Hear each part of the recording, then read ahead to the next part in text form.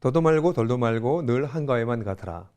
하늘은 높아지고 오곡백화가 풍성한 추석. 추석은 1년 중 가장 큰 명절 중에 하나입니다. 이번 한가위 여러분은 어떻게 지내셨습니까? 벌써 2년 가까이 지속되고 있는 팬데믹 상황 속에서 2,000명대를 넘나드는 확진자 수와 높아진 백신 접종자 수에도 불구하고 우려되는 돌발 변이의 증가로 그리웠던 고향 방문도 지인들과의 정겨운 담소도 모두 조심스럽기만 합니다. 세상 돌아가는 이야기를 통해 추석 민심이 형성되곤 하였는데 세월이 갈수록 나눌 이야기는 빈궁해지기만 합니다. 양당 대선 후보들의 공방은 피로감만 가중시킵니다. 의리사회의 당면한 문제와 미래에 대한 고민과 연구, 그리고 이에 대한 대안 제시와 토론은 상실되어 버렸고 검증이라는 이름으로 도덕적 문제를 서로 들추고 변명하느라 여념이 없습니다. 국민들을 무시하는 것인지 아니면 우리 사회의 수준이 이 정도로 퇴행한 것인지 마음이 무겁기는 매한가지입니다. 교계 상황도 답답합니다. 코로나 상황이 끝나기만 바라고 있는 대부분의 교회는 이 위기를 교회의 갱신의 기회로 선용하지는 못하고 있고 이미 지각 변동을 겪고 있는 세상에 대한 인식과 대안 마련은 요원해 보입니다. 최근 한 목사님의 장례식에서 들려온 몇몇 목사님들의 한 야당 대선 후보를 위한 안수기도는 군부 독재 시절 조찬기도회의 부끄러움을 소원합니다.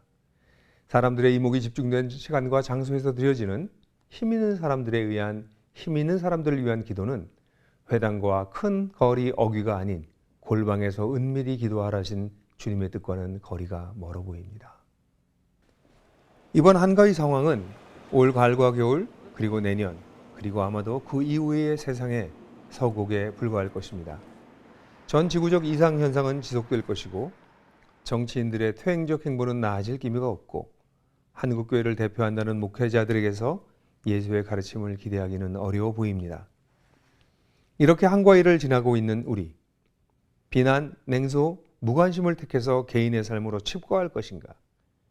아니면 이러한 척박한 상황 속에서도 의연히 자신의 길을 걷고 계시는 예수 메시아를 따라 걸을 것인가? 두 가지 길 위에 서 있습니다. 진정한 예수 따르미들은 메시아께서 시작하신 일을 계승하는 사람들입니다. 가난한 자들에게 복음을 전하는 일, 즉 하나님 나라가 절실한 자들에게 복음을 전하는 삶에 매진할 것입니다. 포로된 자에게 자유를 선포하는 일, 즉 공동체를 잃고 유리하는 자들을 품을 수 있는 진실한 공동체를 세워나갈 것입니다. 눈먼 자들의 눈을 뜨게 하는 일, 즉 육신뿐 아니라 모든 면에서의 왜곡을 바로잡고 회복하려 애쓸 것입니다. 억눌린 자들을 자유롭게 하는 일, 즉 사회적 불의에 의해 억압당하는 자들을 섬기며 오해와 고난을 마다하지 않을 것입니다. 마지막으로 주의 은혜의 해를 전파하는 일, 즉 치열하게 공공의 선을 위해 애쓰지만 소망은 완전한 회복의 날에 두고 인내할 것입니다. 인생의 추수 때도 오고 역사 속에도 마지막 추수의 때도 옵니다. 그날의 한가위의 축복을 환한 얼굴로 누릴 수 있는 사람들이 지금도 세상 곳곳에서 눈물과 땀을 흘리고 있다고 저는 믿습니다.